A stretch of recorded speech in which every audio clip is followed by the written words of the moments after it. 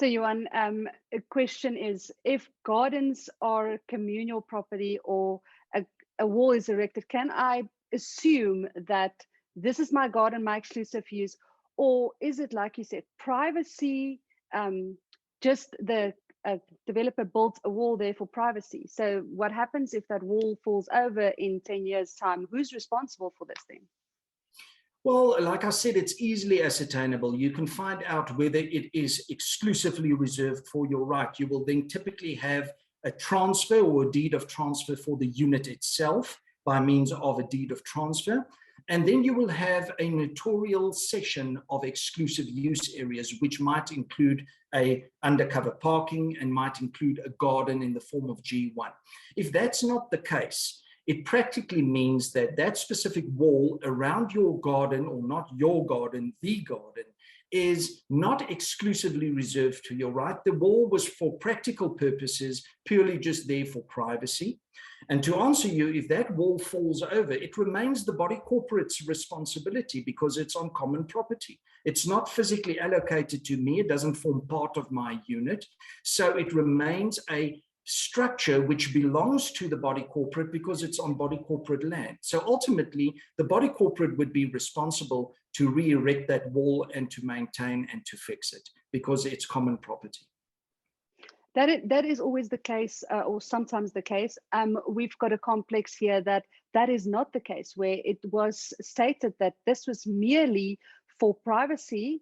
And with each and every person that buys into this complex, I disclaim this and tell them, listen, this complex, this wall was only built for your privacy. It wasn't there on the plans, and it wasn't exclusively allocated to you.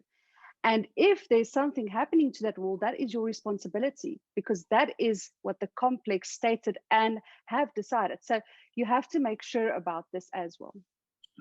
It can definitely be regulated contractually wise. It can be built into the rules.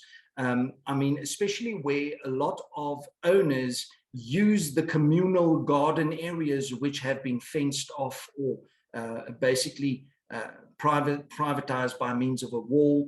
They use it as their own garden. They plant their own trees. And therefore, in that regard, a lot of the rules start regulating what happens to those trees, especially in the event of overgrown trees or where the root systems start causing problems with regards to communal structures. In that regard, they will probably then shift the responsibility for the maintenance and for obviously the pruning and taking down of trees or removal of trees. They will shift it to the registered owner. But that can be regulated by means of a body corporate resolution, even if it amends the existing rules at the end of the day. But I think out of a body corporate perspective, it's very important that they revisit their rules on a constant basis.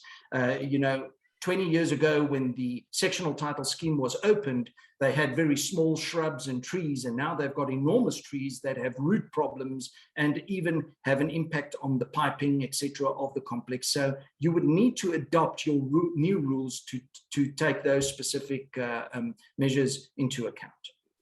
And like we have said on this program multiple times, is do your due diligence as a buyer. If that means calling the managing agent, don't ask them the question, is there something that I need to know? Ask them specific questions to your needs, whether it be exclusive use, parking, something about the complex that you need to know, but ask specific questions so that they know how to answer you. And this is your due diligence that you need to do, and the responsibility lies with you. I agree 100%. Thank you, Johan. Thank you very much. Keep well.